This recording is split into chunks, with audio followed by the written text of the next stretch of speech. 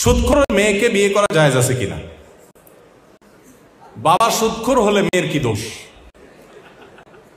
সুদখোর মেয়ে তো অনেক ভালো, তার চাইতে আরো খারাপ এক্সাম্পল হলো কাফেরের মেয়ে। কাফেরের মেয়ে যদি মুসলিম হয় বিয়ে করা যাবে?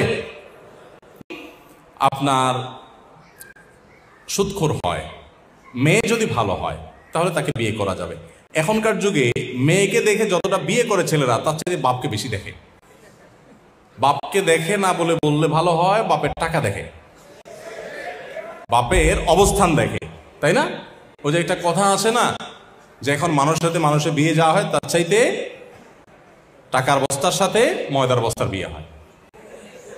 এক পক্ষ খোঁজে ময়দার বস্তা, আরেক পক্ষ খোঁজে টাকার বস্তা। এক পক্ষ খোঁজে রূপ লাবণ্য, আরেক পক্ষ খোঁজে শুধু টাকা পয়সা। নবী সাল্লাল্লাহু আলাইহি ওয়াসাল্লাম বিয়ে কি দেখে করার জন্য বলেছেন? ফাজফার বিজাতিদ দ্বীন। তুমি যে মেয়েটাকে বিয়ে করবা ওর ধার্মিকতা দেখো, ওর বাপ কি করছে এটা তো তোমার বিষয় না, বিষয় হলো এই মেয়েটা কেমন। এখন আমাদের অনেকেরই চিন্তা হলো যে দুধ মেয়ে যাতা হোক, বাপের টাকা চাই, ছেলে যাতা হোক, সরকারি চাকরি চাই। তো এই কারণে আমাদের সংসারগুলোতে